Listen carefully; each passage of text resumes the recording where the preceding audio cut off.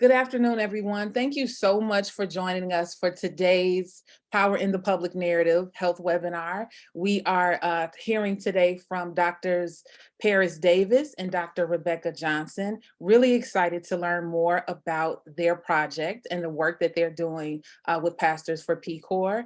In this conversation, we'll learn more about faith-based communities, building engagement linkages with researchers. This project helps to increase inclusion, availability, and accessibility for our communities in the areas of healthcare, resources, and information.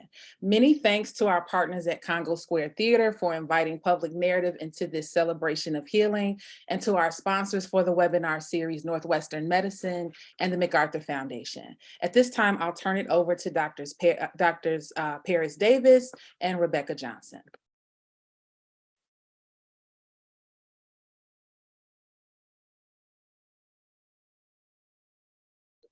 Know that the work that we do is so important within the communities. And so good afternoon and welcome to today's session for the How Blood Goes Celebration of Healing series. Faith-based communities building engagement linkages with researchers is the charge that we've been given today. And so as we have been introduced, my name is Dr. Paris Davis, and I am an ordained elder with Tridestone Church of Chicago, where Bishop Simon Gordon is our senior pastor. I also have charge of the development and leadership of our external ministry, Total Resource Community Development Organization, and Pastors for PCOR as the executive director. I will give you more details about primary research partner and program evaluator. I want to also introduce you to is Dr. Rebecca Johnson, who joins me today to help facilitate the journey we are going to take you on over the next 35 minutes or so. And also joining us from our team is our executive assistant, who's on blackout right now, but that's Minister Larissa Reed. So let's get started. Our agenda for today's session will include and introduce you to our organization. There will be a, you just took me off. We're gonna have to go from, it just kicked me out, guys. It just kicked me out. Can you still hear me? Not if you can. Yes, we can hear you. Yes, we can hear you and see you. I'm so sorry. Mac is just temperamental. This is a charge for IBM and HP to get all day long. But anyway, I'm sorry for that interruption. It was a technical glitch. But our charge for this session involves laying out a framework for your consideration that contains ways, methods, faith-based, and also evidence-based strategies that means that you will really be able to take these things and apply them to your organization. They've been tried and tested and perfected so that we've gotten a lot of the kinks out, but it should support whatever you want to do in the areas of doing outreach in healthcare for the resources and information to make them more accessible in your individual communities. This can also be achieved effectively through meaningful engagement, and we want to talk about that, but it has to take place on both sides of the fence. So we'll show you what that looks like. And with that said, welcome aboard, lean back and enjoy the ride. And so on the next slide, what we see, there's a delay. Okay, so on the next slide, what we see is How Blood Go was inspired by family health history and recent news stories about studies that show racial disparities in healthcare leading to higher mortality rates for African Americans than their white counterparts. In How Blood Go, I tried to ask the audience what they would be willing to give up to be treated fairly, their consent, their compassion, and even their color. This is the statement that Tiffany Folsom, the director of How Blood Go, made. And as we read it, we found that while we were preparing for it, we were like, man, that's exactly in alignment with what we do and what our charge is. And that is to create fair treatment consisting of equitable, equal playing field for those things that we need to make our communities healthy. The community overall profile to live a life equal to other families just to cross into other neighborhood communities, they need to be the same. Just because we crossed 87th Street, just because we went from the south side to the north side, everything should be equitable on an even playing field. And what our charge in Total Resource has been is to make that happen. And so these questions bring forth answers and solutions that are parallel to what we believe in Total Resource. So let's take a look. Next slide, please. Our philosophy is that we are inspired by the values of a faith-based organization linked to a historically Black church whose members are living with racial disparities that lead to higher mortality rates for African Americans than their white counterparts. When dealing with disparities in healthcare within our communities, we strive to establish engagement protocols that help to ensure that participants in research agendas and programs never again have to choose to waive their consent, their compassion, or even their color. Next slide, please. And so what we want to do is take you on our journey and show you the roadmap that we've put together to help address and make us a viable partner in the area of community engagement with researchers. As a nonprofit 501c3, we were established in 1999 and we're located on the south side of Chicago. TRCDO has successfully strived to help identify, address, and in many situations, help to close the gap of disparity in getting resources by meeting the essential needs of families, one individual at a time, as needed. And again, we've been at this since 1999. Our reach is statewide for information and resources and nationwide for best practices and the delivery of training. To see how we do this, let's now look at our foundational statements and values. Next slide, please. Our purpose is to positively impact one life at a time. And so based on that, our vision is to provide and facilitate life-changing services that meet the needs of the individual, the families, communities, and yes, even the businesses, because those are lifelines within our communities. Our mission, and that meaning that how we get it done, is to empower others in the fulfilling of their unique purposes by creating, nurturing, building, and maintaining functional partnerships and tangible ongoing relationships and services between all entities, between all stakeholders that are involved. In 2014, we recognized the need to be involved in where decisions were being made regarding our community resources and information access, inclusion, and provisions for our clients who were coming to us at times of need, when they were experiencing healthcare disparities, when they were being distressed or oppressed because they were being put out of their homes. That has been our charge to close that gap. And we've especially done it in 2014 when Pastors for PCOR was formed. Therefore, if you look further on the slide, Pastors for PCOR vision has been to inform, inspire, and engage faith-based communities and research through partnership, meaning that we come to the table with researchers fully believing and fully trained and with the capacity to sit at the table with the researchers and talk the talk that they're talking and be able to exchange with them what's needed in our communities. And instead of being told, this is what we're going to give you, we're telling them this is what we need and this is what we'll take. With our mission, how we get it done is to operate as a partnership of faith-based communities, bringing more than just our church, but bringing faith-based communities together from all denominations, health researchers and other researchers, other stakeholders working together to provide an efficient, centralized environment for sharing and engaging in discussions on emerging health priorities that would lead to identifying patient-centered ideas with potential preventive and intervention actions targeting health disparities in our communities. Next slide, please.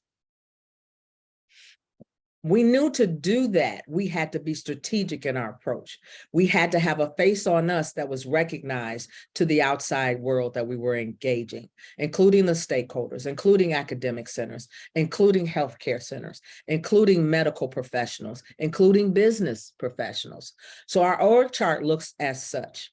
If you look to the left side of it, you will see our components that really engage the community face to face.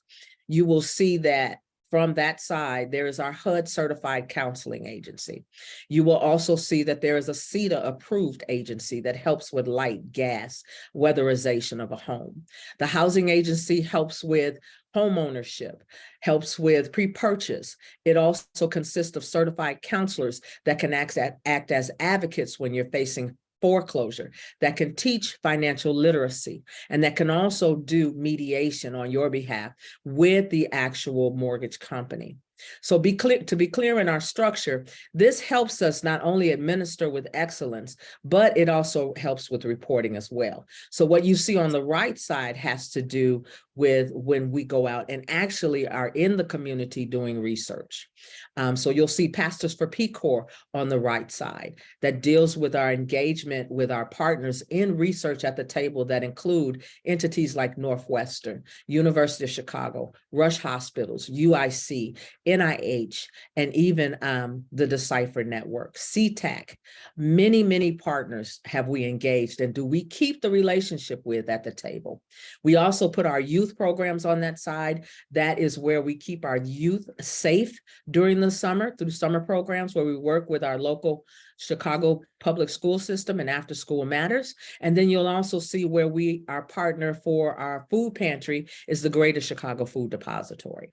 And so this helps us be flexible in what we're doing because we know exactly who to engage depending on what's going on. It allows us to be efficacious in the delivery of our services, meaning that we're both effective and efficient at what we do.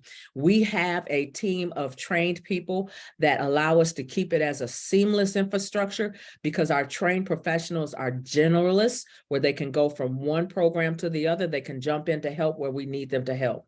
Remember, our foundation is built on helping those in distress and not handing them off until we can help them find a possible solution. We keep them with us and then we get them ready for their next. Next slide, please.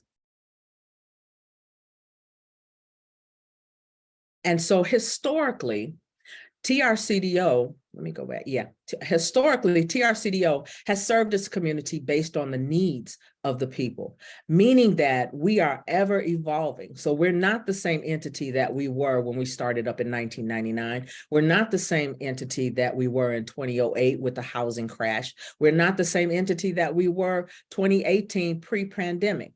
But not by telling people. We've gotten to be able to be flexible in that way by not telling people what we think they need, but listening and determining whether the health disparity is because of the lack of food or a surge in cancer or an increase in the foreclosure rate, or there's a need for vaccinations and people can't get to them, or a rise in HIV diagnosis.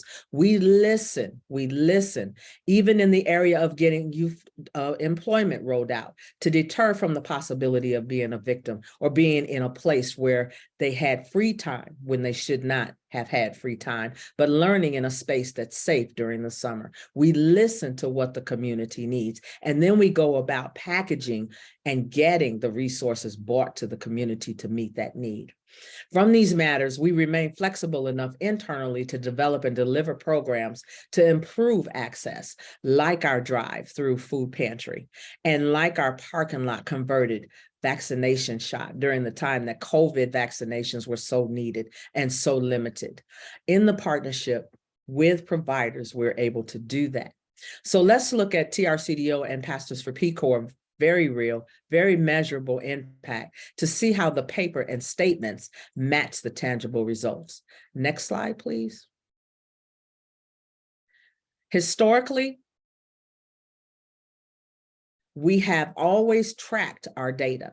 And here is the way that we track it and report it out, our key performance targets, representing families and individuals that benefit from our programs. Where you see numbers like in the middle column of Harvest for the World, where you see 15,500 families, those all are 1-point contacts. And so these are numbers that we use to go out and bring in additional resources. The balanced scorecard is what we call this, lines up the organizational chart that I showed you earlier by program type. Our key programs are housing, CETA LAHI, Harvest for the World, Food Pantry, health awareness, which deals with our research arm, and then the community arm that deals with our youth. Also shown in red are the years that each of these programs were established. And as you can see, our health awareness research arm is the oldest one, and that was established at the inception of TRCDO. And also key to know are two main practices. We have qualified staff and a no fee-based program model. Every one of our staff, again, are both screened and trained to function in their assigned area. The youth programs, for example, their workers are fingerprinted and required to be mandated reporters in order to work with our youth. Our food pantry has certified food handlers. Our housing counselors are certified by HUD, which is a mandatory requirement now for a HUD agency. This allows us to stand in the same places as the larger organizations. Again, what I don't want you to think of when you're engaging the community is that you're too small to come to the table of engagement, that you're too small to compete with even the bigger ones in getting what your community needs. Additionally, because we're able to be at the table with these standards that we have, we are able to offer all of our programs at a no fee basis. So when someone comes to us and they need help, it is free of charge, no matter what it is, be it court litigation, be it standing on their stead and getting energy assistance, getting food, getting vaccinations. Our services are provided free of charge. And those are just a couple of free takeaways. Now let's take a look at Pastors for P-Corps and what that looks like. Well, Pastors for P-Corps, this is our timestamp and timeline of the capacity that we've had in the community. Our community research partners include, again, Northwestern, University of Chicago, UIC, Rush Hospitals, Alliance Chicago, and Capricorn, which are two of the largest medical coalitions in Chicago, and the Chicago Department of Public Health. The upper left-hand corner is a summary of our performance scorecard for Pastors for P-Corps. And this includes, and is still growing because we just had a session on Saturday where we added two newly trained IRB RMAs to our staff. But before then, we had 59 trained IRB certified research ministry ambassadors. What they are able to do is sit at the table with researchers and talk about health disparities and what needs to be done in the community. We have 22 P4P, Pastors for P-Corps trainers. That means that we have others that can go out just besides ourselves, being Rebecca and I. We also have a network of 55 other faith-based entities that we can reach out to when we want to engage to work on projects. We have a hub network that consists of 125 community-based stakeholders that we can bring to the table. And I'll show you what that looks like in a little bit. Our survey findings from the community has told us that the 95% rate for the training that we do overall, we've been rated at excellent to good. 100% rating we have for the quality of the training materials. So we make sure that what we're bringing to the community to get them ready to engage, because this is an important area, that we are top notch with it. Our researcher is from Northwestern. That's a top-notch school. So we bring the best. And this has translated to viable resources and partnering between research ministry ambassadors and researchers that share common interests. The stakeholders also vary from government to medical to academic. And then we have a CAB that is also cross-denominational. So though Tridestone is a Baptist church, Christian entity, we also work with Muslims. We work with non-denominational. We are not limited to what we call faith-based. Next slide, please. So to move it forward, what Bishop Gordon did was he cast our vision and our charge to the board last fall. And so next slide, please.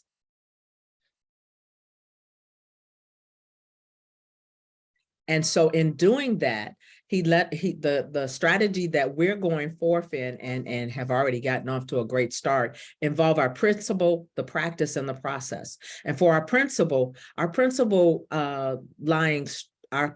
underlying philosophy is that we be the healthy We be the healing by ministering to the whole person.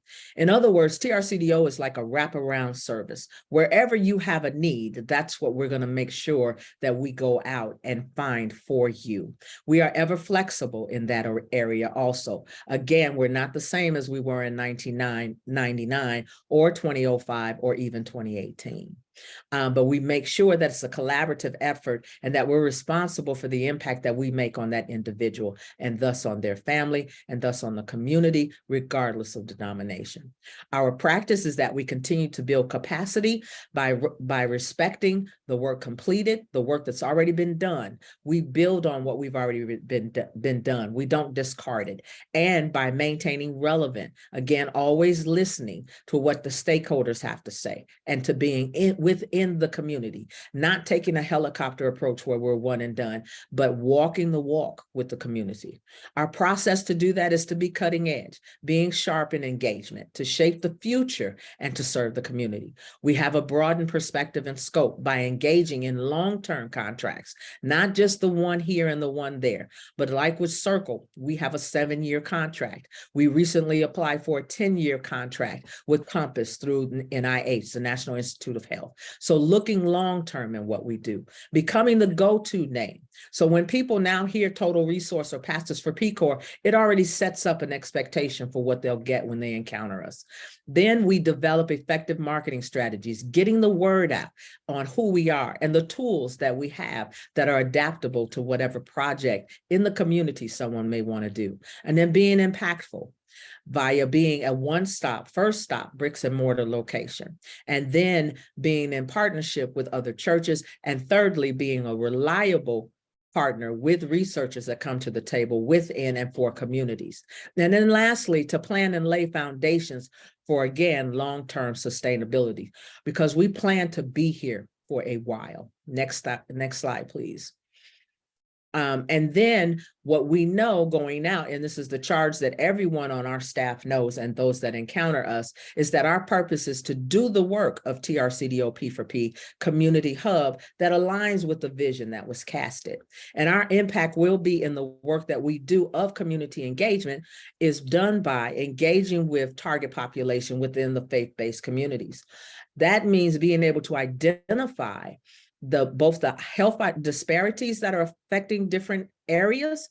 So again, as we know, what affects the South Side Inglewood area is not going to be the same as what impacts the North Side. Bringing our community partners to the table so that the voices are heard up front, not as an afterthought, but in the beginning. And then partnering with researchers to develop research topics that are relevant and in time, and helping to close that gap between a health disparity being identified and the resources coming into the community. And lastly, being open to training and the development in areas of community engagement and research.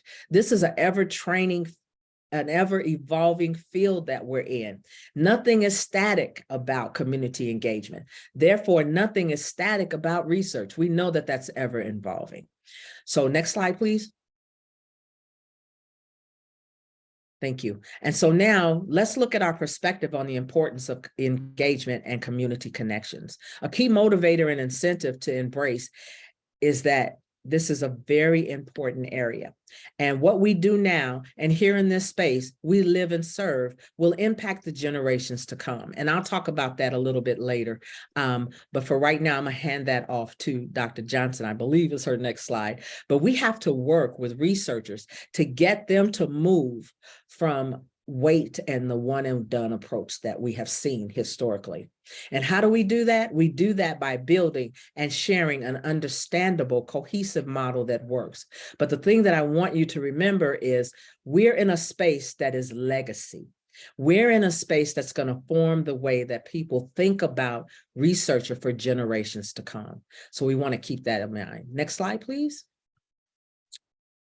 And this starts in the community. We have to realize it starts in the community. It doesn't start with the researchers first. It starts with us. So why be proactively engaged in research? because inclusion brings the solution. You have to know why you, as an empowered person and organization, why you're established here, you're set here for such a time as this, to change the lives for the better. And you have to be committed to what you're doing. Community engagement is not for the faint of heart. It's not for the lackadaisical worker. And you have to not be afraid to ask the questions that move you forward in your assignment and what that cause may be. And you have to be, you have to be intentional and purposeful and proactively engaging in research. Remember, inclusion is the key because it brings solutions. Next slide, please. Okay. Dr. Johnson? Yeah, thank you so much, Dr. Davis. Thank you so much. That was wonderful. I think you've very eloquently put, and I think that the emphasis on flexibility and nothing being static is where I think I would like to sort of start from, taking on from that point. So yes, I'm Rebecca Johnson, and I first got together with Dr. Davis when I was working at Northwestern. And it was also through Regina Greer-Smith, a colleague of ours, that's how we all met up. I'm now an independent researcher, and so one of the reasons I like that is because I can work with multiple researchers from different universities, and all the time we're asking why engage in research? Why is it? And it's as much about why the researcher is engaging with the community sometimes as it is about the community engaging with the research. So this slide really is written in a very, this is the type of language that researchers use to describe community engagement.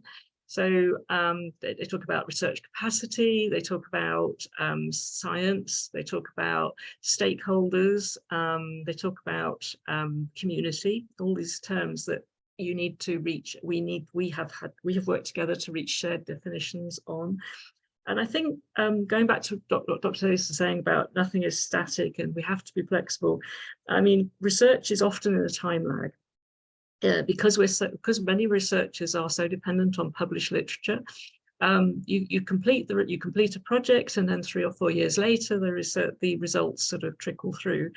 And that's one of the things that our funder, PCORI, the Patient-Centered Outcomes Research Institute, is trying to address, that time lag, and moving towards where, instead of we're not being reactive, but we can start to anticipate needs, is really why the engaging with communities in research is so important. I think as well, I would like to say at this point that all research is flawed, necessarily. I mean, I love Albert Einstein's quotes. He has many quotes, and one of the things he says is, if we knew what we were doing, it wouldn't be called research. And actually, I think that's quite a good mantra, because it's about exploring, understanding, finding out. And I think if we are over focused on knowing, starting from a fixed point, we miss things out. And one of the things I would say is that I think current approaches to patient-centered outcomes research in particular, and clinical and comparative research have not done very well at assessing factors that matter most to patients, families, and caregivers. And one of the reasons I love working with TRCVO, PVP, and Dr. Davis and the team, and all the wonderful people within the community, is because we're trying to identify those factors that matter most to patients, families, faith-based community members, and everybody and also beyond that in the community as well. Okay, so if we can have the next slide, please. So that's why researchers, reasons for researchers to be involved and reasons for researchers to move and work with communities. What we also did right at the beginning when we first got together is that and this was very much due to Regina Greer-Smith's courage and passion for getting faith-based communities involved with research, was that we got together in those early days to a group of faith-based leaders to find out why, well, really to investigate whether or not they wanted to get involved with research, and these were some reasons as a result of that meeting that they very generously shared with us. And it was we can activate our own research that will benefit communities, be part of partnerships that are meaningful, real, and faith-based. I think that's something that we want to, Dr. Davis and I do want to come back to, is what's the value of the added value of the faith-based. It's not religion, it's not structurally religious, it's not about a structural system of religion driving things, it's about faith-based motivations. There's value in matching conversations to congruence interests that lead to education. I think the leaders were sharing that education can actually empower people. That's why one of the things that's very important. Informed congregations lead to greater levels of health awareness and education. Doing this, i.e. research engagement, enables research to happen that we think needs to happen. And that's one of the things that Dr. Davis was saying earlier, very important. It's about what matters, the priorities for the communities themselves, identified by the communities. We identify the research that needs to take place rather than researchers coming to us and saying, we're doing research on this. That's sort of, again, the cookie cutter approach is community engagement really challenges the cookie cutter approach. The idea that there's a solution that people have got through looking at every other study that's happened and assuming it will be relevant to all other communities, and that isn't always the case. If you have the next slide, please. And so then there are also the reasons why faith-based family and friends are interested in research. And what this is, I think what I've learned so much over the years of working with everybody is that people trust family and friends as they're trusted resources for information which can enable people to sort of make good decisions about their health, their own health, treatments, the type of healthcare they can benefit from. And so that was very important. But in addition, and these are quotes which came through, were shared through focus groups that we've conducted. People have shared with us that advocacy is very important, and that is something that they have seen shift in the relationship with their doctors. And in order to advocate, they need to know how the doctor is making a decision, the literature that the doctor is using to make a decision, and then they need to be able to understand that in order to have a dialogue with the doctor as well, based on to advocate for their needs. Asking questions and not demanding, pressing the issue because this is your health, and not allowing your physician or anyone to just skate through what is important to you. And if they're physician, they're there to help you, so hold them accountable for that. And as this participant said, and I love my doctor. This person had a good relationship with their doctor. But it's about having an equal relationship with your physician, but also actually that reflects the type of relationship communities are looking for from researchers as well. If we can have the next slide, please. I'm going to hand back to Dr. Davis with this slide, because one of the things I think that as we've worked together over the years, the question that gets lost as there is more drive to include communities is why. Why engage the communities? And this is now, I don't think necessarily research, you may have there's a grant deadline, or there's a grant proposal, or but those are not good reasons to engage the community. And what Dr. Davis has been doing in her work with the NI at national level is to try and unpick that a little bit more about the why of engaging the community with researchers. Dr. Davis. Thank you, Dr. Johnson. This is where it really becomes where the rubber meets the road, if you will, where the meat meets the bone, to where when we get at the table, when we finally get entrance into the boardroom, if you will, that our voice will have impact.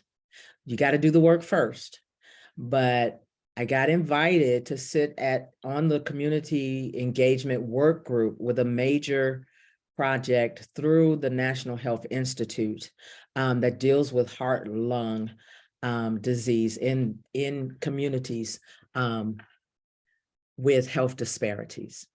And so that particular group is called the Decipher Group, and they love doing acronyms. So I looked it up yesterday. Dr. Johnson helped me unpack it. We've just been saying Decipher, but Decipher stands for Disparities Elimination through Coordinated Interventions to Prevent and Control Heart and Lung Disease Risk. Part of TRCDO's RMA's charge is to be able to unpack all that, what a decipher is, when they're bringing it to the community to engage the community. This particular alliance consists of 7 major implementation research centers: University of California, UCLA, Denver, UIC, Johns Hopkins in Michigan, NYU in New York, Northwestern, and then also even Tulane. So you have heavy hitters at the table, and you had me come in from Pastors for Peace Corps through Northwestern that basically said, well, before we get started and all these great things that we want to unfold and give to the community, why are we engaging community? Why do you think we should even be at the table? Or is this going to be another one and done? You're going to tell us what you want us to know? Or do you really want to hear what the community is saying they need? And I have to tell you, after a year and a half of research, I mean, the researchers from these entities looked under everything they could look into, came in with every type of reference and resource, flow charted it out, put it in an Excel 3-page Excel spreadsheet with all the different references, et cetera, a year and a half for them to be able, for us, because I was a part of the team, for us to be able to answer the question of why it's important to engage community and what engage means. And so at the end of the day, we had to start out with defining community engagement. What does that mean? Why are we doing this work? Why have we chosen this as an occupation or even a passion that we have? And so with that, the purpose rolled out that to develop a why statement that describes the importance of community engagement and implementation science needed to be done for us to, I said P for P is bilingual. So we speak both the language of the community as well as now the language of the researchers. But now to be able to take the community language to the researchers, for them to take it back across the committee that we were working with, for all 7 of those implementation research centers to understand and be able to speak the same language when we were talking about community engagement. And so the answer to that question was that very simple. It's things that we already know in the community, but in order to gain agreement, we had to get the researchers to agree that this is why you're engaging us. To get local knowledge and expertise. If you're coming into our community, you need to know what our local need is and what we're saying because our feet are on the ground. And then also to develop and promote authentic relationships, meaning that I don't just see you when you need something from me as a community member. I don't need the researcher just showing up because now they got a huge pot of money that they want to spend and only give us a fraction of it. You're not being authentic. Authentic relationships also means valuing the community that you're going to be engaging with. But on the other side of the partnership, the community has an ownership to make the researchers see, I have a value add. I'm helping you get that data that's gold. I'm helping you in getting the goals that you set for your institution in what you say is to make my life better. Those are elements of authentic relationships. And then to build the overall community researcher capacity. We want to work with the researchers. The researchers want to work with us. We just never before had bridged the gap on how that needed to be done. So that's why, and that is what's going through at the NIH level, which is a federal entity and also has worldwide connections, a statement for why to engage community. Next slide. Thank you. And so reasons why you should decide to be involved in research. And this really hits home with the researchers and us as community members. Community engaged research is both inspirational and hard work. Inspirational and hard work. And what you should be able to do from either side of the fence is see yourself as a part of the solution and in the answers. Not just a part of the solutions, but in the delivery of what will work in the community. From the standpoint, from the standpoint of God created each of us with a calling to serve with our lives and efforts. As creatures of the creation, as part of the creation of the Creator, He created us with a purpose in mind of where we're to serve, where that calling is to take us in the community. Your calling demands that you productively do something with your life. Know that when you proactively answer the call for those that you are to help, because you were created to help others, your calling and what you progressively do as a service to and for others will help make life and your personal calling make sense. Again, inclusion. Yes, you are a part of the solution. So know what your passion is and where that is. Next slide, please. So one of the things that we thought was important to also bring to this group is that with those previous slides in mind, why engage and what your part, recognizing what your part is, it drew us to take a look back at what the characteristics of TRCDO and Pastors for Peace Corps is, as described by some of our community members. We've had a couple of focus groups that have gone on, and then a new training that's rolling out for one of our new projects that deals with creating a trauma-informed learning community. And just to see what the community members thought about the programming that we were bringing before them, let us know that we're making an impact as an entity. We're making a change and a difference, a positive impact in the lives of others. So starting out, they talked about being together. They talked about us being supportive. They talked about us understanding what the issues were and being a safe place. But when we did it 3 weeks later, what we found was that they started talking more about the tangible things that they sensed, that we were family, that we dealt in honesty, that as we go forth, they know that we're going forth in solidarity. We're helping them develop self-awareness and even providing financial help. So to see that as a profile and an evolution from where we started back in '99 and even hit it at the beginning of March and where we're at right now in the view of the community, that lets us know we're on point. And remember legacy. Community engagement builds legacy, and researchers are key to that. They are key to that. So be aggressive about what you need in the community, but learn the rules of engagement as well, so that you can be in the arenas you need to be in. And in this area, at the same table with the researchers. Next slide, please. Dr. Johnson. Thank you, Dr. Davis.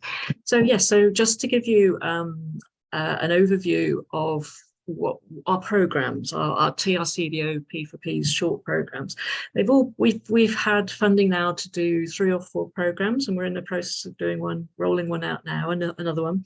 And each program is developed for faith-based community leaders and advocates to enable them to become research ministry ambassadors ready for research engagement.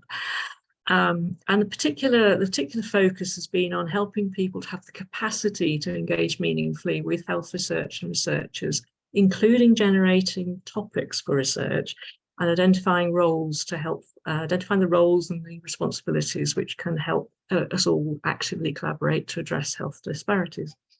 If we could have the next slide, please. One of the things that we have learned through the projects, and I think Larissa has shared the website, the TRCDO website, thank you for doing that, which basically gives you background on all of the programs that we're doing.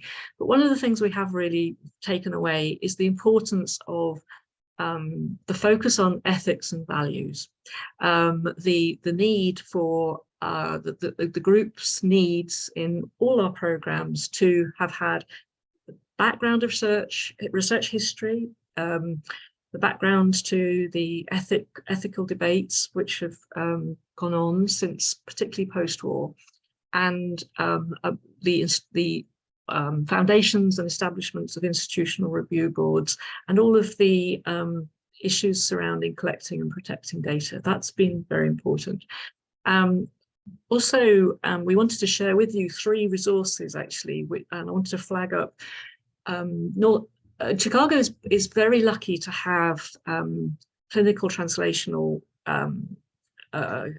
groups. So there's one at Northwestern, the CTSAs, there's one at UIC, and UIC hosts the certification, which is a free online program, which introduces community members or has the content to help community members learn about ethics, research ethics.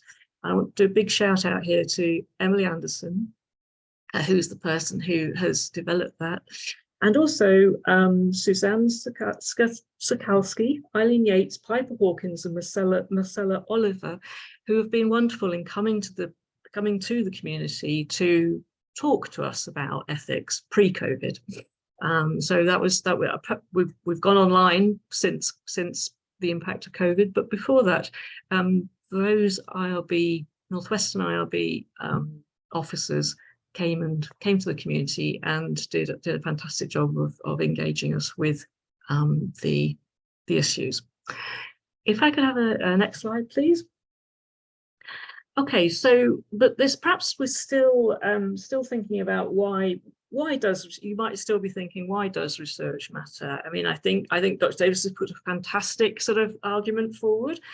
I think it's, the focus on making sense of research science, recognize its potential, can make you and your life and your community better. And I love this photo because this is actually where Regina Greersmith, and this is where I think everybody signed the first contract, didn't they, of the first Plastics of People Engagement Award. And that was actually at the Coalition to Transform Advanced Care. And I particularly think that's very powerful because in my experience, the palliative care physicians that I have worked with do have a sense of the whole person. They do have a sense of the including the existential maturity, as one of my colleagues called it.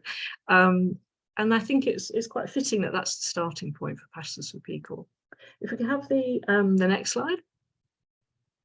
Because there are still, even today, there are still major causes of distrust, which go back really through, it's part of living memory.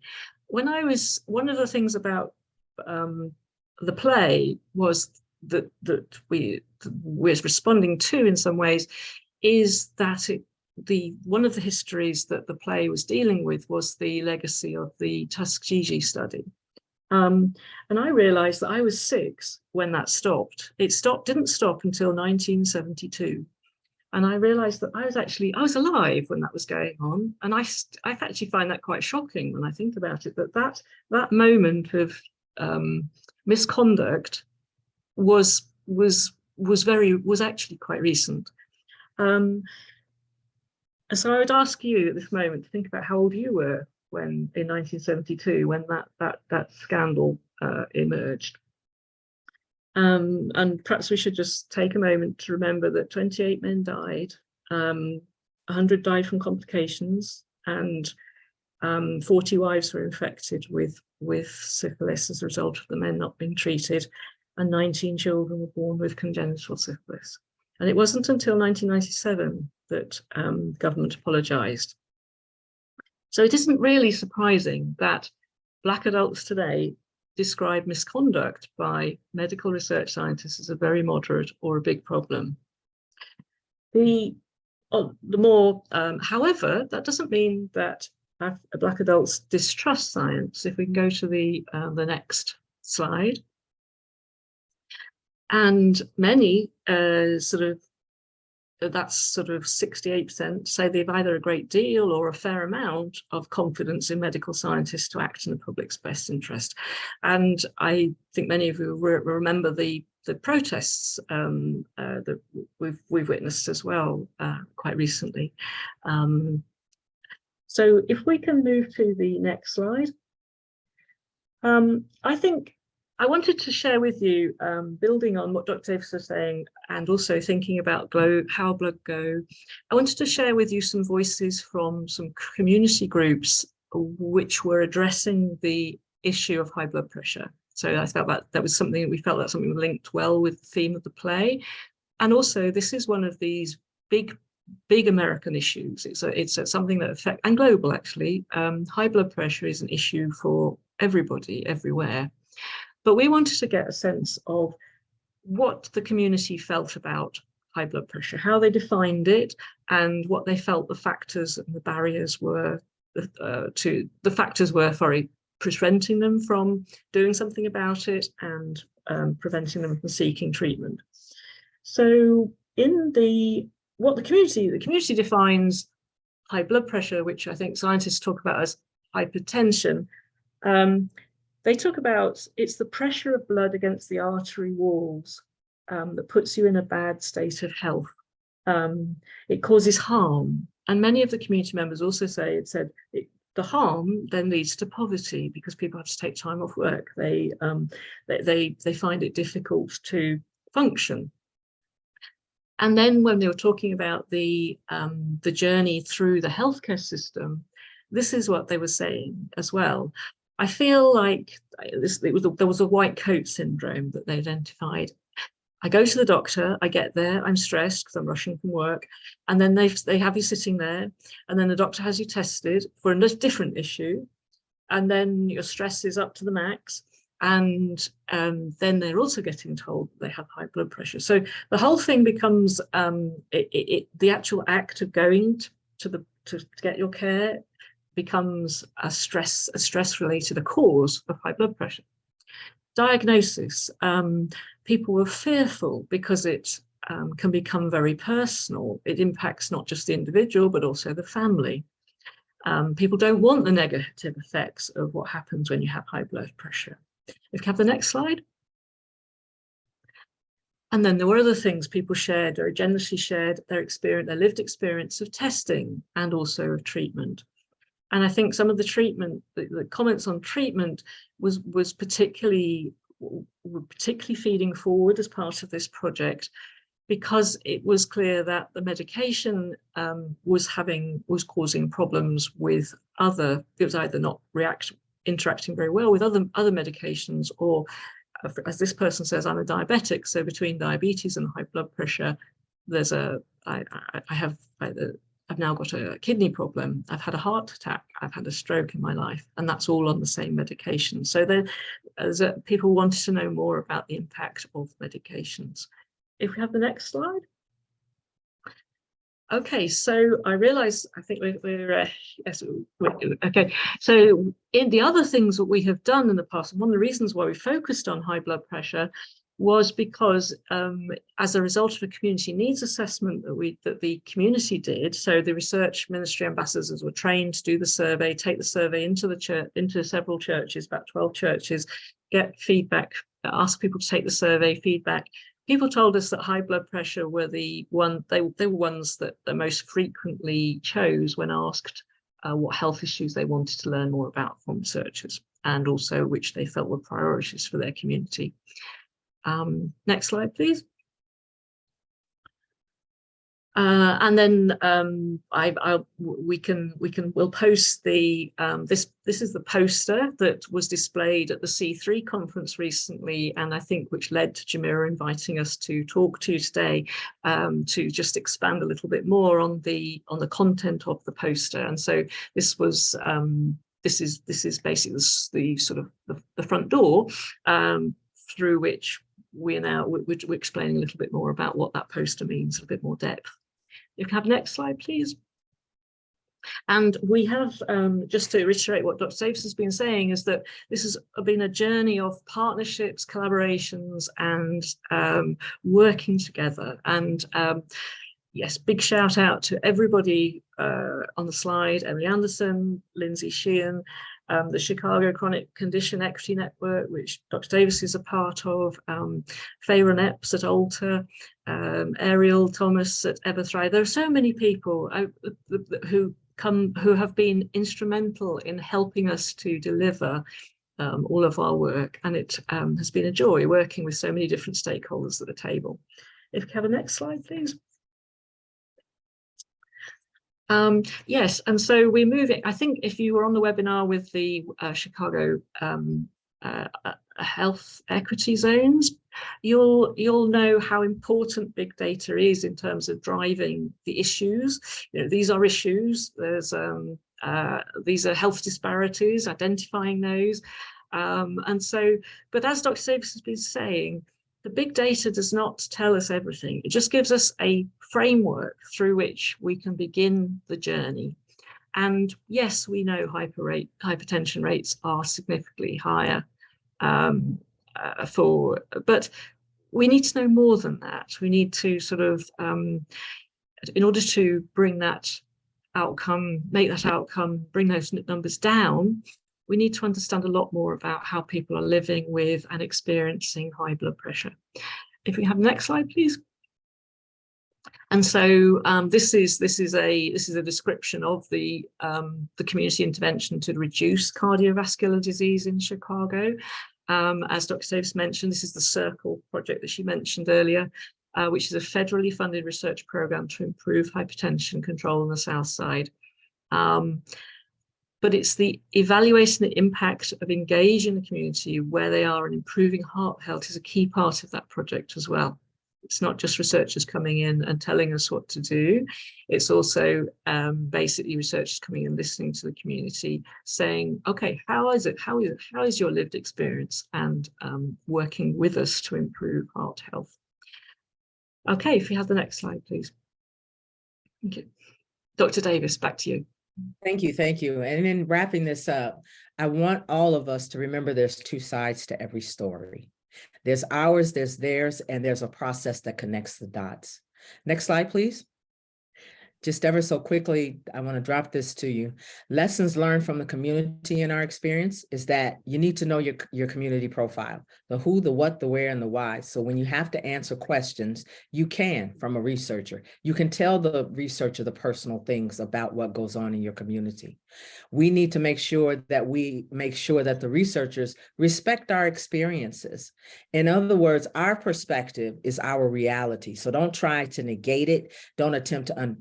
Please attempt to understand it, to walk in my shoes. There are several others listed there, but the key thing is always remember, it is ultimately about the well-being of the end user, which is the human being.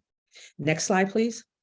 From the researcher side, lessons learned, the key thing is to remember from both sides that you're building a legacy. Be aware of the legacy of research engagement and what you're leaving behind for others to follow, both your institutions and at the national level. It's not just Tuskegee that needs to be remembered. It's also the experience of that community that you may be working with in a research project. Engage well in advance, bring us to the table, work together to anticipate barriers. One of the other things that we must do is that remember that the researcher is inside the institution, so be an advocate for your community partner. Don't think that we can work our way around inside of your institution. We need you as our advocate. And remember that advocacy is reciprocal. Advocate with the community for the community, and then be bilingual. Speak both the language of the community and the language of your organization. Next slide. And so with this closing slide, this is kind of a cheat sheet, if you will, or I should say an informational, increase your knowledge level. When you are looking at engaging with researchers and researchers are looking to engage with us, these are the different levels that now they are holding us accountable to when we are submitting grants for funding, that tell the level of engagement that you're actually coming to the community to, whether it's just outreach or consultation, involvement, collaboration, and shared leadership. Of course, shared leadership is the highest. That means that you brought us to the table early and our voice is being represented. So this will also be posted just for you to keep in your minds an idea of how to make the funding opportunities even more prosperous towards your goals in your community. Next slide, please. Rebecca, Dr. Johnson? Yeah. So if you're interested, if you want to find out any more about us, where it's our, you can access us at www.totalresourcecdo.com. And if you go to Pastors for People News, you'll be able to see a list of our resume, all of our activities, articles that we've written collaboratively together. And also there are videos and presentations and webinars, including Dr. Davis talking about building trust with diverse communities, and that is a key thing. And I hope that's one thing that you'll take away today, is that trust, honesty, reciprocal relationships can lead to impact, and can lead to change. And health equity. Thank you so much. Last slide, and thank you. Jamira, we turn it back to you. Thank you for the time, the extra time. Absolutely, absolutely. At this moment in time, I would like to ask just a few follow-up questions.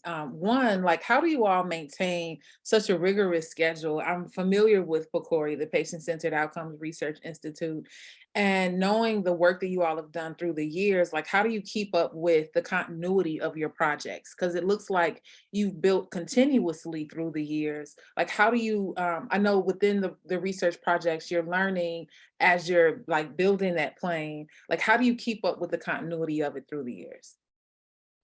The most continuous thing is the voice of the community. The voice of those that we serve determines and dictates what we're going to take on next. So for example, the trauma-informed learning community, that came from the voices of those that we serve saying, we don't know what's happening. The violence is too much. How do we deal with this? It's causing other health disparities related to our well-being. What can we do about it? And so we sat down based on what we heard them say and drafted a proposal that we submitted to PCORI. So the main underlying thing is the voice of the community and what's currently going on, and looking at what that future impact may be, and then trying to figure out how we can bring a solution that'll work. And how has the pandemic affected your work? That is a loaded question, Jamir, because again, it was a test of how flexible are you really? And how serious are you about meeting the needs of the community? So for example, with our food pantry, the pre-pandemic, we were serving up to 25,000 people annually, just through the food pantry. That has dropped post-pantry to 5,000. Where the people are going, where they're getting their food from, we don't know. But we know we had the higher numbers pre-pandemic as opposed to post. And so what that caused us to do in the middle of that is say, people still need food. So what are we going to do? So we came up with a workaround where people could literally drive through our parking lot, like a drive-through restaurant, get their bags of food and drive back out. So weekly, they could come in, get their food, and go back out. With the vaccinations and the vaccines for COVID, people couldn't get in because there was such a shortage. We worked with some of our funders and some of our partners to make it where, set up again in our parking lot, where there were drive-through by appointment clinics and workers that were actually giving the vaccinations. So it also requires a level of innovation, thinking outside the box. But that's how we've been able to kind of work on coming back from the COVID pandemic. And how does this work? I mean, even particularly as, you know, there hasn't been a lot of trust. Dr. Johnson, you referenced How Blood Go and the storyline as it focuses on the Tuskegee experiment.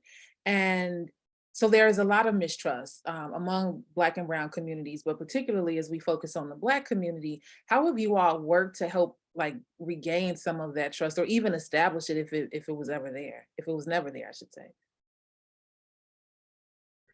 Yeah, so I think it's very, I think this is where perhaps the importance of us being a faith-based community is really important, because it's a community and people can share and they can talk about concerns. And so we work very hard on creating safe spaces for people to have conversations about things that are worrying them.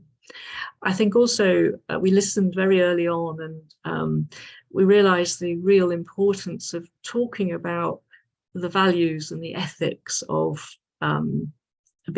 driving, basically identifying how people wouldn't get harmed if through engagement.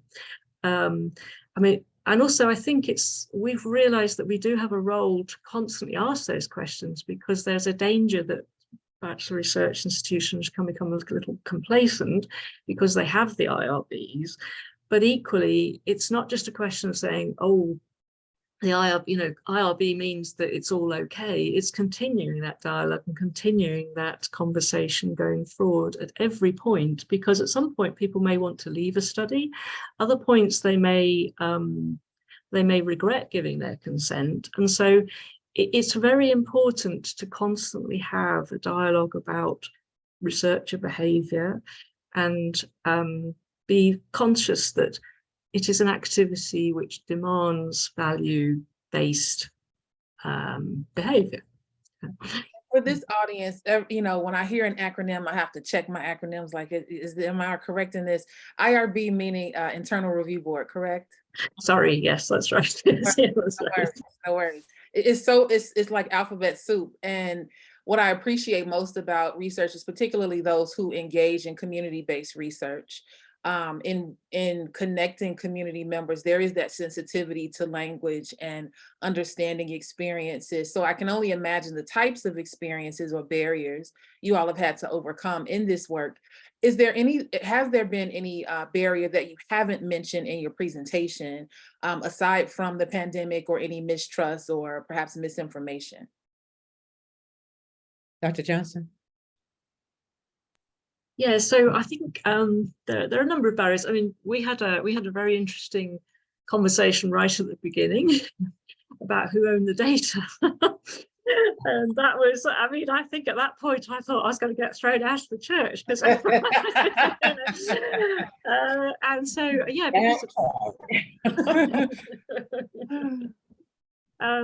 because we were talking about, people collecting, taking a survey into the community, into their, into trusted spaces, sharing data, and then I was going to enter it into Northwestern systems, and then I assumed that I would just do the analysis, and we had that was actually that was a real aha moment for me. Actually, that was a really big aha moment. We had a really good conversation. It was Bishop Gordon, Dr. Davis, and myself had a very, very good conversation.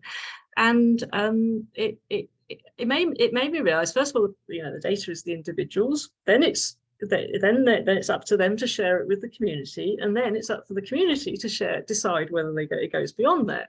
And so that's where we got together. We wrote memorandums of understanding to help basically facilitate each of those stages. So, but it is very important, I think, to remember it's not the university's data. It's a participant, individual data, and then the community is a custodian of that, because they have helped bring those people together. And so again, conversation all the way through is very necessary. Absolutely. No, that's incredible. And I think that speaks to like the sincerity in this work that is needed to understand like the history and why these barriers exist. And then capturing this information, how do we share in that? Where's the equity in sharing in that information? I really appreciate that you all joined us for this series, and just to learn more about the Healthy Chicago Equity Zone model. I did not know during the time of that C3 conference that the Healthy Chicago Equity zones even existed, being 6 of them. What has been your impression of the HCEZ model, and what do you hope for, like in a vision for a Healthy Chicago, that this initiative might achieve? Dr. Johnson? So yes, actually, I think to be honest, I think we have been a part of it without knowing we were a part of it, actually, to some extent, because I learned from your webinar earlier on a little bit more about those zones, and I had seen the map, and I really appreciated the map because it's a different way of mapping Chicago, and I think that's really important. And I know when I was doing my gerontology training, Chicago was always presented as this wonderful, they would take us back to the social scientists that divided everything up into community areas and neighborhoods, and then you could sort of do the number crunching for that. And so I really appreciate the health equity zones going beyond that, taking maps into a new direction, a new way forward. I think at this point, I would like to do a big shout out as well to Rochelle Paul Brutus, because she has also been a really important partner and friend to Pastor Spiegel. And that was, again, came out of the Northwestern's CTSA, actually, because she's the one who is doing the links between the universities and C3, and she was helping bring it all together. So it wasn't just one university, it was actually all universities sharing their results and their data. But I think, yeah, so I wanted to do a shout out to her, and she came along with her fellow colleagues who put together the State of Health for Blacks in Chicago. They came and presented to Pastor Sapiko, and that was really important to the people. Really enjoyed that presentation. It was very accessible, and they were very generous. And then as a result of following on from that, we were actually asked to review the Healthy Chicago survey, the Healthy Chicago, so basically a group of Pastor Speaker members were asked, you know, are these the topics that matter to you? Or is the city covering the right areas? Are they asking the right questions? How accessible are the questions? And so that was also, I think, looking back on it, that was also a health equity zone initiative that we weren't necessarily. So that's what I mean when I say we were involved, but we didn't know we were involved. Yeah. And that was really powerful. And I think people shared some of the topics which weren't included. I mean, they reaffirmed that the topics being asked about were ones that mattered to them, but there were other ones which really mattered as well. And I sort of wanted to, perhaps I can pop them in the chat, but there were some other ones that really mattered to people as well. And I think we're pleased that we have shared those with the city. Yeah, excellent. We're taking any questions from the chat or the Q&A tab, so feel free to drop those there. I can go all day. I was sharing with Dr. Johnson and Dr. Davis in our prep session that I geek out over this kind of stuff. In 2 years, Public Narrative and Dr. Johnson worked with the Alliance for Research in Chicagoland Communities on a PCORI community engaged research project, where we focused on connecting journalists and researchers to help them share language. So as I listened to you present, Dr. Davis, and hearing that the importance of shared language, what do you imagine as we continue to address health equity, particularly in the city of Chicago, but quite frankly, just in the healthcare system at large, what other types of linkages or relationships need to be established? I think we hit a core one when we begin to invite journalists into the conversation, but what other stakeholders do we need to engage in that process? You know, we attempted to answer that very question when we created the hub, and I'm not sure that we showed the graphics for it, but with the hub, it helped us answer that question of who needs to be at the table, and once they're at the table, how can they help us get to a solution? And so, not just journalists, you need police officers, you need firemen, you need anybody that deals with safety, you need ambulance workers, you need teachers, those that are in the education system at the ground level with the children, you need counselors, you need your major departments like DCFS, like Chicago Public Health, you need inroads to each one of those that touches the lives of your community. So there is no all-inclusive list, because the list will continue to grow as we get closer to what the disparities are or as they're coming forth. You need mental health specialists. You need academia involved, just to design programs to keep people and kids educated. I mean, it's a whole gamut. I think we identified 10 of those stakeholders in various areas of what needs to be at the table with the community. Yeah. You know, as I listen to you speak, it reminds me of what Congo Square has led through this project in inviting public narrative into it with the celebration of healing. And really, there have been so many different stakeholders invited to attend the play, attend the health screenings and the panel discussions thereafter. We had a health screening yesterday where we watched The Power to Heal, a documentary that really focused on Medicare and the promises that it made in helping to provide healthcare to Americans.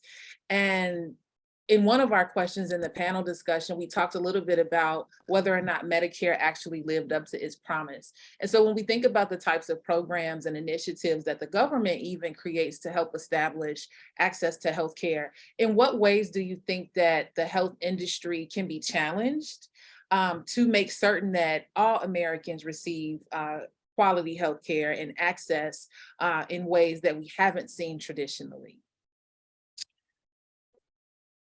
Rebecca, you want to take the first go at that? Yeah, sure. Yeah. So now I think it's a great question. I think it's a really good question. And I really want, I think one thing that isn't understood all the time is that PCORI, the Patient-Centered Outcomes Research Institute, was set up at the same time as the Affordable Care Act.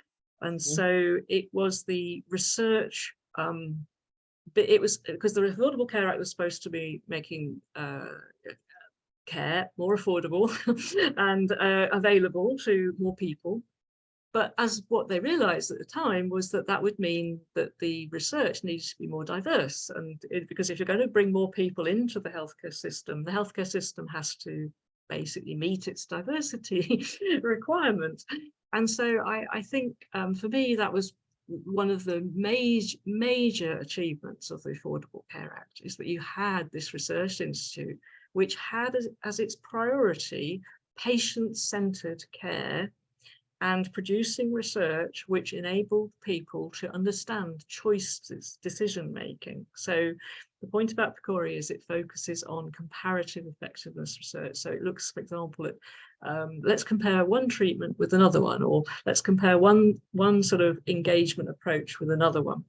And that should result in literature and research results which are much clearer about treatments which match with the diverse populations that make up America. So, wow, no, that's great. Thank you. Thank you. I'm really thrilled that your work exists. One, I learned a lot about health research through Dr. Johnson and on our health project. And one of the things that I really recognize, and you talked a little bit about it, Dr. Davis, that we need members of law enforcement. I want to say it was our very last task force meeting on our health project, where some of the journalists even referenced that we need to look at public safety and treat public safety and gun violence as a public health crisis. And there's lots of conversation, lots of rhetoric, lots of campaigns we've seen through the years. But what I appreciate about you all and your work is that you're able to track impact. And how significant, particularly as the state of emergency is about to be lifted in May around the pandemic, how important do you think being able to track impact? There's been lots of efforts. There's been PPP loans. There's been all sorts of COVID recovery dollars and resources and access. But how important do you think it is to be able to track those efforts and those resources to some measurable and significant impact to say that, you know, we are either on the right track or we are not? Otherwise, I think without any type of measure, I think it causes us to miss each other. Yes, yes. The thing that comes to mind, Jamira, is that we have to have a triage approach. Triage for us means taking in what that need is, listening to it, and seeing how often it may occur. And then if you could have your one-offs, but if you see something as you're tracking come up 2, 3, 4 times, you know that you have a growing problem. And in knowing that you have that growing problem, before it escalates all the way up, you start working on the solution for it. A good example was the housing crash with the foreclosures and the evictions. and people and the job losses. So what do you do to triage that? How close? So you start asking questions. How close are you actually to being put out of your home, being put in the state of homelessness? So if you say you got a 6-month notice and someone else says they got a 2-month notice, then we're going to get to the 2-month notice first and work our way up to the older one. But a triage approach has to be in place. And the foundation to the triage approach is to listen first to what's going on and pay attention to what you see happening. And the fact that we track everything that comes through our doors, it's pretty easy for us to get a visual number. Like we know that post-pandemic, we had 25,000 in the food pantry, but after pandemic came, which it's not gone yet, but after the huge quarantine stage went away, we dropped all the way down to 5. So that also has us looking at, what are those people doing? What are the other 20,000 doing about food right now? And do we need to start having it where we're prepared to address potential food deserts and emergency assistance and relief as it's needed? So we wrote that into a grant that we just sent out. What are we going to do if things blow up again? How do we make sure we're prepared to handle that? Yeah, I appreciate that forward thinking. You know, you don't want that to happen, but you do need to be prepared for some of anything. And what is your stakeholders? What's your stakeholders' response? Do they share the same understanding of that urgency, or is it something that you have to work them up to? Education is the key. Awareness is the key. Those that we engage as stakeholders usually have the same passion that we have. So they come to the table with us saying, how can we work together? It's not like having to drag them along like we used to have to do in the past to convince them that this was a real issue. I think, though it was a horrible occurrence, the fact that COVID occurred opened a lot of people's hearts and minds to where they were previously closed, to being more community focused as opposed to inward focused. And where can we help? What do we need to do? So I think we're in a different time now, and hopefully it keeps evolving for the better. Yeah, thank you for that optimism. Are there any final words you'd like to leave before we close out?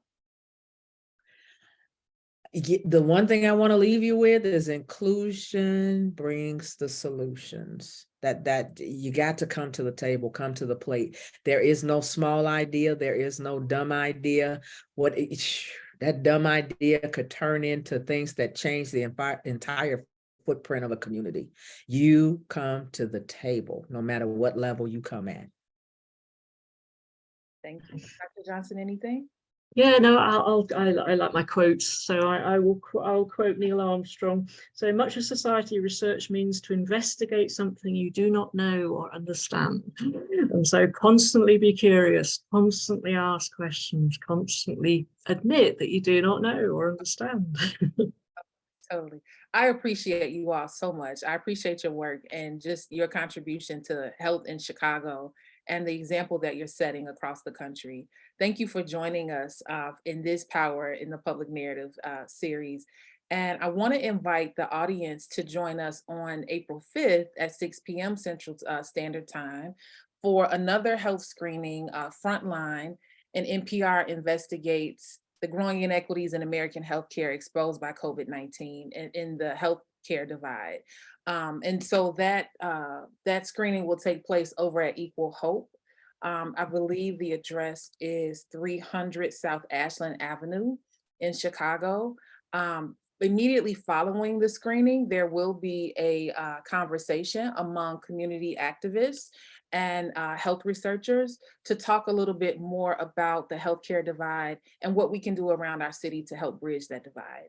Again, I'm Jamira Alexander. I'm the president and executive director of Public Narrative, and we are in partnership with Congo Square Theater for the Celebration of Hope, the Celebration of Hope, maybe that's the next one, the Celebration of Healing, where we focus on community healing and the awesome work that Chicago researchers and community members are doing to advance health equity here in our great city.